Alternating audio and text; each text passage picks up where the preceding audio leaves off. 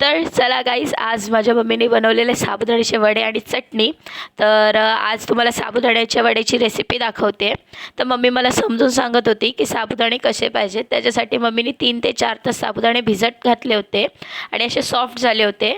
त्याच्यात मम्मीने हे बटाट्याचं किस टाकलेलं, बॉईल केलेत बटाटे आणि मग ते 7-8 बटाटे जवळपास घेतलेले स्मॉल साईजचे.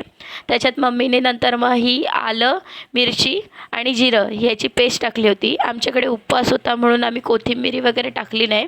तर तुम्हाला पाहिजे असेल तर तुम्ही कोथिंबीर वगैरे टाकू शकता. आणि त्याच्यानंतर मीठ आणि शेंगदाण्याचं कूट टाकलं आणि मस्तपैकी बघू शकता एकदम मिक्स करून घेतलेलं आहे. आणि मग नंतर मग तुमच्या प्रकारे गोळे करून तुमच्या प्रकारे तुम्हाला कसे पाहिजे तसे शेप देऊ शकता.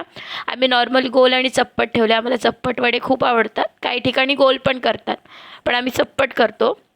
तर दुसऱ्या साईडला मम्मीने मस्तपैकी तेल तापत ठेवलं होतं आणि तेल तापल्यानंतर मम्मीने असे वडे सोडले 4 ते 5.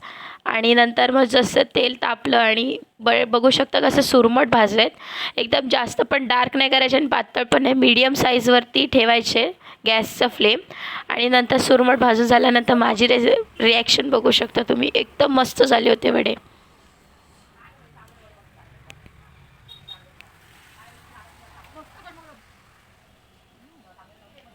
तुम्ही नक्कीच ही रेसिपी ट्राय करा.